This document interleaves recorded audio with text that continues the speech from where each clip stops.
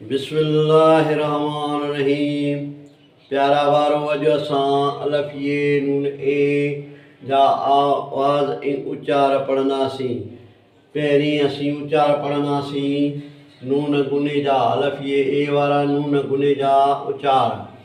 अलफ ये नून ए बे ये नून बे बे ये नून बे भे ये नून बे ते ये नून ते थे ये नून थे टे ये नून टे ठे ये नून ठे से ये नून से पे ये नून पे जीम ये नून जे ये नून जे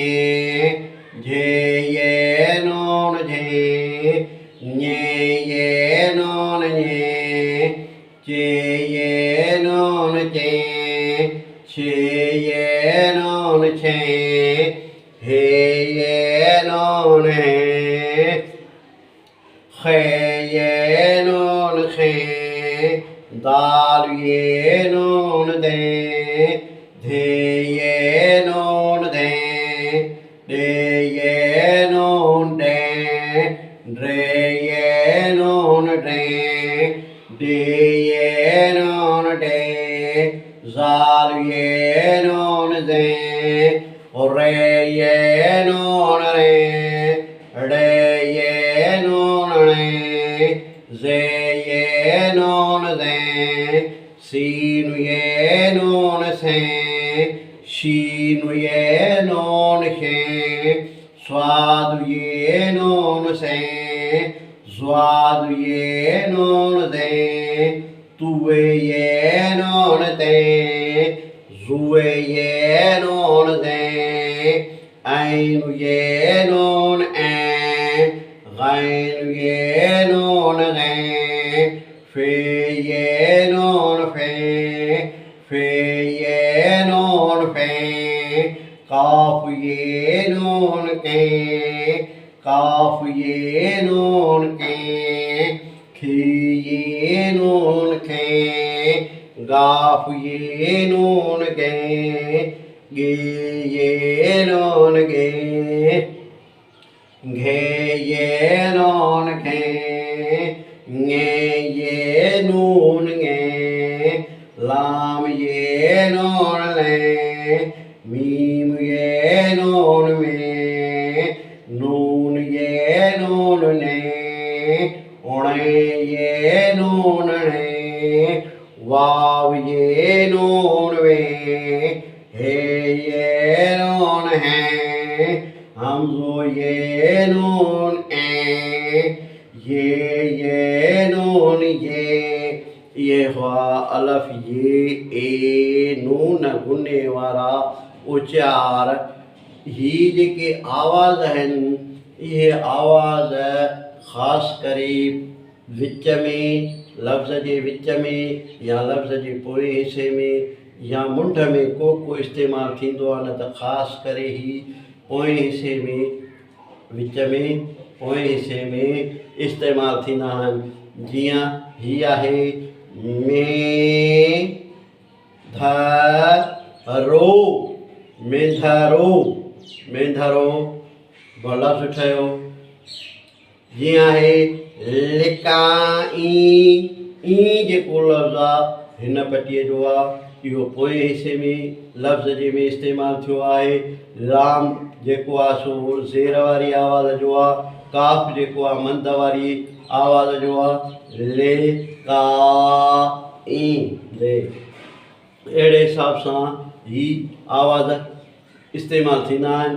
नून गुने वारा अलफ ये ए वारा अलफ ये ए वारा नून गुने वारा लफ़्ज़ इस्तेमालु थींदा आहिनि। हाणे असीं पढ़ंदासीं अलफ ये नून जा आवाज़। ए बे बे भे ते थे टे ठे से पे जे जे झे ñe चे छे हे दे धे दे रे दे जे रे रे जे से शे से जे ते जे ए रे फे फे के के खे गे गे घे ङे ले मे ने णे वे हे ए ये अलफ़ बे जे 52 निशानियुनि मां हर हिकु निशानीअ खे अखर चइबो आहे। अलफ़ बे जे 52 निशानियुनि मां हर हिकु निशानीअ खे अखर चइबो आहे। अखरनि खां पोइ उन्हनि खे आवाज़नि में मटाइबो आहे। ज़ेर ज़बर पेश मंद वाव ये मिलाइण सां उहे उन्हनि जी आवाज़नि में तब्दील थी वेंदो आहे। आवाज़ 4-5 मिली लफ़्ज़ ठहंदा आहिनि।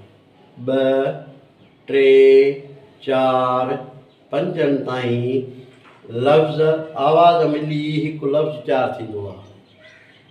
जे चइजे त 2-4 लफ़्ज़ मिली 2-4 आवाज़ मिली हिकु लफ़्ज़ तयारु थींदो आहे।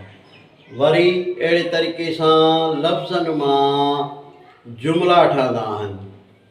2-4-6 लफ़्ज़ पाण में मिली हिकु जुमिलो तयारु थींदो आहे।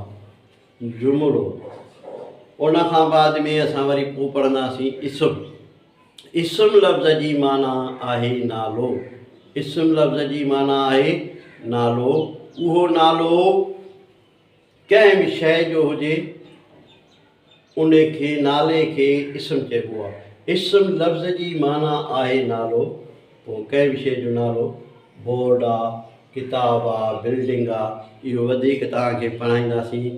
ॿिए हिसे सां हिन वीडियो खे लाइक कंदा, शेयर कंदा, फॉलो कंदा। यूट्यूब ते लाज़मी आहे त तव्हां जॾहिं यूट्यूब ते पढ़ंदा तॾहिं तव्हांखे सिंधी पढ़णु ईंदी, लिखणु ईंदो। ऐं यूट्यूब ते सिंधी एजुकेशन 92 चैनल जो नालो आहे। महिरबानी करे फॉलो कंदा।